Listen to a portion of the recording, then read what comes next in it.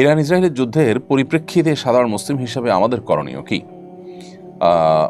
Iran ইসরায়েলের যুদ্ধের প্রেক্ষিতে শুধু নয়, বর্তমান জমানাতে অনেক ঘটনা প্রবাহ আছে, যে ঘটনা প্রবাহে আসলে আমাদের প্রপার কোনো ডিসিশন নেওয়া সবসময় ইজি নয়, বরং ধোঁয়াশায় পরিপূর্ণ এবং ফিতনায় পরিপূর্ণ। কিয়ামতের আগে আসলে ফিতনা এমনভাবে পতিত হবে, ধোঁয়াশা বিভ্রান্তি এমনভাবে ছেয়ে যাবে যে আমরা আসলে সিদ্ধান্তহীনতায় ভুগতে হবে, এবং সঠিক এবং বেঠিক সিদ্ধান্ত বের করে আসা, সঠিক এবং বেঠিক পথ নিরূপণ করা, এটা কঠিন একটা ব্যাপার হয়ে দাঁড়াবে। ইরান ইসরায়েল যুদ্ধের ক্ষেত্রে ব্যাপারটা অত জটিল না হলেও একেবারে সহজও নয়। একদিকে আমরা জানি যে ইরান, তারা আমাদের কেবলাকে কেবলা মানে, আমাদের রসুলকে রসুল মানে ইরানের শিয়ারা। অপরদিকে আমরা এও জানি যে শিয়াদের একটা গ্রুপ তারা ইসলাম থেকে খারিজ হওয়ার মতো বিশ্বাস লালন করে।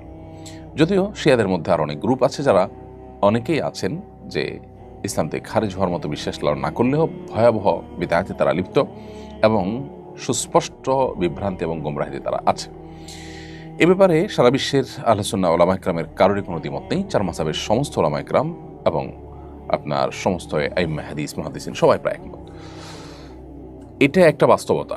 আরেকটা বাস্তবতা হলো যে আমরা জানি সিরিয়া সহ ইরাক সহ মধ্যপ্রাচ্যের অনেকগুলো দেশে এই শিয়া প্রধান দেশটি ইরান বিভিন্ন সময় হামলা চালিয়েছে, এবং বিশেষ করে অতি সম্প্রতি সিরিয়াতে হাজার হাজার বরং লাখো আহলে সুন্নাহর আলেমদেরকে হত্যা করেছে, মসজিদগুলোকে ভেঙেছে, দখল করেছে, এবং সেখানে আপনার শিরকের রামরাজত্ব কায়েম করেছে। বিশেষ করে বাশার আল আসাদ, যে কসাই হিসাবে পরিচিত, লক্ষ লক্ষ মানুষের জীবনহানি করেছে, যে সে নিজে ইরানের অনুগত এবং ইরানের সহযোগিতা নিয়ে সে তার এই জুলুমগুলো চালিয়েছে। তো এটা একটা বাস্তবতা। আবার ইহুদি রাষ্ট্রটির যে জুলুম দীর্ঘকাল পর্যন্ত ফিলিস্তিন সহ গোটা মুসলিম বিশ্বের বিরুদ্ধে যে ভয়াবহ এবং সবচেয়ে খুল্লম খোলা শত্রুতায় লিপ্ত, এটা তো আজকে নতুন নয়। এবং কোরআন কারীমে আল্লাহ বলেছেন, লা তাজিদান্না আশাদ্দান নাসি আদাওয়াতান লিল্লাযিনা আমানুল ইয়াহুদ, ঈমানদারদের সবচেয়ে বেশি কঠোর শত্রুতা করতে দেখবেন ইহুদিদেরকে, হে রাসূল, এবং এরপরে যারা মুশরিক তাদেরকে। আজও আমরা দেখছি যে আমাদের পার্শ্ববর্তী দেশের মুশরিক দেশ এবং এই ইহুদি দেশ, উভয় দেশ পৃথিবীর যে কোনো প্রান্তে মুসলমানদের বিরুদ্ধে তারা ঐক্যবদ্ধ এবং সবচেয়ে বেশি সোচ্চার। তো এই জন্য এই দুইটার মধ্যে আসলে আমরা কোনো একটাকে আপনার দেওয়া, প্রায়োরিটি দেওয়া এমনিতে জটিল। তবে এটা ঠিক যে আমরা যারা আমাদের আহলে কেবলা নয়, সেই ইহুদিদেরকে এক সাইডে রাখলে অবশ্যই শিয়ারা, যারা আমাদের কেবলাকে কেবলা মানেন, যাদের সাথে আমাদের অনেক দিক থেকে মিল আছে, তারা আমাদের সংজাতীয়ভাবে আমাদের বহু কাছাকাছি, সেই জায়গা থেকে তাদের প্রতি আমাদের সিম্প্যাথি, তাদের প্রতি আমাদের সমর্থন থাকার কথা সূরা রুমের মূলনীতির আলোকে। এর পাশাপাশি তারা এই চলমান যে আগ্রাসন, সে আগ্রাসনের মধ্যে তারা মাজলুমের ভূমিকা আছে।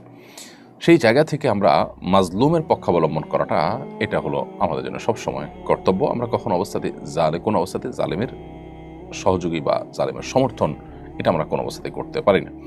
সেই সাথে আল্লাহ তাআলার কাছে আমাদের একটা কমন দোয়া থাকা দরকার, আল্লাহ চলমান সমস্ত ঘটনা প্রবাহের শেষ পরিণতি যেন ইসলাম এবং মুসলমানদের জন্য কল্যাণ বয়ে আনে।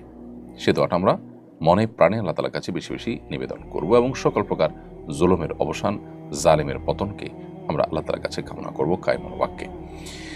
এবং সেই সাথে ইরান এবং শিয়া যারা আছেন, তাদের প্রতি আমাদের আহ্বান থাকবে যে এই রকম পরিস্থিতিতে আজ সারা বিশ্বের প্রায় আহলে সুন্নাহর আলেম এবং শাসকরা ইরানের তাদের প্রিভিয়াস যে আহলে সুন্নাহর আলেমদের প্রতি জুলুম, নির্যাতন, তাদের প্রতি আপনার হত্যাযজ্ঞ, এগুলো সত্ত্বেও ইরানের প্রতি তাদের যে সিম্প্যাথি, ইরানের প্রতি তাদের যে সমর্থন, সেটা তারা জানাচ্ছেন। অতএব তারাও ভবিষ্যতে আহলে কেবলা নিজের স্বগোত্রীয় ভাইদের সাথে আচরণ করার ক্ষেত্রে তারা যেন আরও দায়িত্বশীলতার পরিচয় দেন।